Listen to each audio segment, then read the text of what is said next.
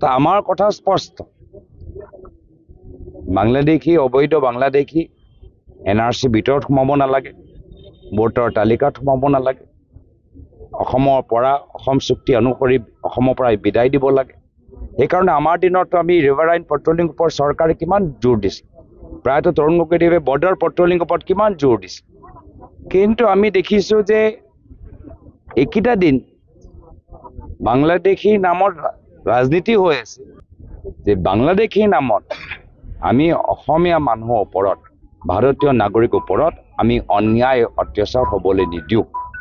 এয়া হিন্দুৱে হওক, মুছলিমে হওক, বঙালী হিন্দু হওক, বঙালী মুছলিমে হওক, তেওঁ ক'ব লাগে যে মই বিফল হৈছোঁ, মই পাৰা নাই,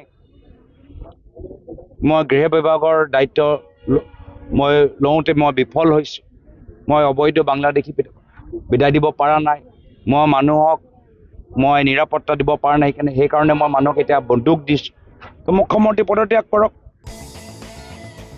শনিবার তিনসুকিয়া সফরে এসে মুখ্যমন্ত্রীকে নিশানা এপিসিসি সভাপতি গৌরব গগৈ। একাধিক ইস্যুতে মুখ্যমন্ত্রীর ব্যর্থতাকে সংবাদ মাধ্যমে তুলে ধরেন গৌরব। বাংলাদেশি ইস্যুতে গৌরব গগৈ বলেন, সরকার বাংলাদেশে বিতরণ না করে বিষয়টিকে নিয়ে রাজনীতি করছে। আমার দিনতে প্রায়ত তরুণ গগৈ দেৱৰ সৰকাৰ দিনতে আমি NRC আৰম্ভ কৰেছি। NRC আমি আৰম্ভ কৰলো, বিজেপি আহি কলে যে 16 মে পিছত সকলোৱে টালি টোপোলা বান্ধি গুচি যাব।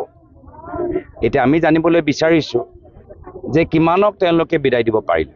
তো আমাৰ কথা স্পষ্ট, বাংলাদেশী অবৈধ বাংলাদেশী NRC ভিতৰত সোমাব নালাগে, ভোটৰ তালিকাত সোমাব নালাগে, অসমৰ পৰা অসম চুক্তি অনুসৰি অসমৰ পৰা বিদায় দিব লাগে।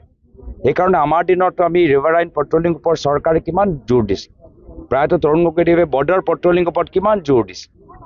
কিন্তু আমি দেখিছোঁ যে এইকেইটা দিন বাংলাদেশী নামত রাজনীতি হৈ আছে। গৌরব গগৈ হিমন্ত বিশ্ব শর্মাকে নিশানা করে বলেন, সরকার প্রতিটি ক্ষেত্রে ব্যর্থ, মানুষের নিরাপত্তা দিতে পারছে না, তাই সাধারণ মানুষের হাতে অস্ত্র তুলে দিচ্ছে। আমাৰ যেতিয়া NRC আমি সম্পৰ্কে যেতিয়া NRC আমি সৃষ্টি কৰিছোঁ, সেই সময়ত আমি সকলো লোকৰ আলোচনা কৰিছোঁ, আচলতে আমি আলোচনা কৰোঁ। কিন্তু যি কাম প্ৰশাসনৰ হয় সেইখিনি কাম প্ৰশাসনে কৰিব লাগে। আৰু যদি এতিয়া সাধাৰণ ৰাইজে প্ৰশাসনৰ কাম কৰিবলগীয়া হয়, তেতিয়া প্ৰশাসনে নিজৰ আমাৰ মুখ্যমন্ত্ৰী পদত্যাগ দিলেই হ'ল।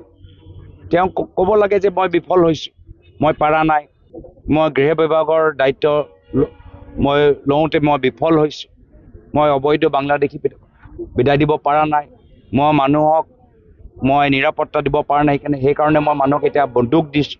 তো মুখ্যমন্ত্রী পদত্যাগ করক। গৌরব গগৈর বক্তব্য, মুখ্যমন্ত্রী নিজের ব্যর্থতা স্বীকার করে পদত্যাগ করেননি, তিনি ব্যস্ত রয়েছেন চা বাগান ও রিসর্ট কিনতে। পদত্যাগটো কৰা নাই, এতিয়াও ক'ত বাগান কিনিব পাৰে, ইয়াতো ক'ৰবাত তিনিচুকীয়াত বাগান কিনিছে শুনিছোঁ মই, ক'ত বাগান কিনিব পাৰে, ক'ত ৰিসৰ্ট কিনিব পাৰে, সেইটোৱে লৈ তেওঁলোকে ব্যস্ত।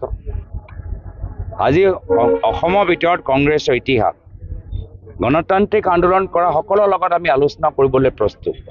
ভাষা আন্দোলন সময়তে হওক, তেল আন্দোলন সময়তে হওক, NRC সময়তে হওক, কাৰ বিৰুদ্ধে কোনে থিয় হৈছে।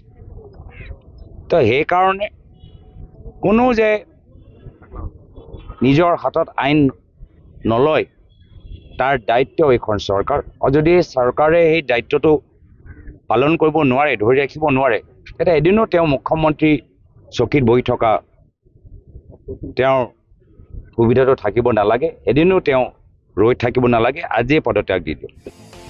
একাধিক ইস্যুতে মুখ্যমন্ত্রীকে আক্রমণ গৌরবের। বিধানসভা নির্বাচন যতই কাছে আসছে ততই সুর চড়ছে এপিসিসি সভাপতির।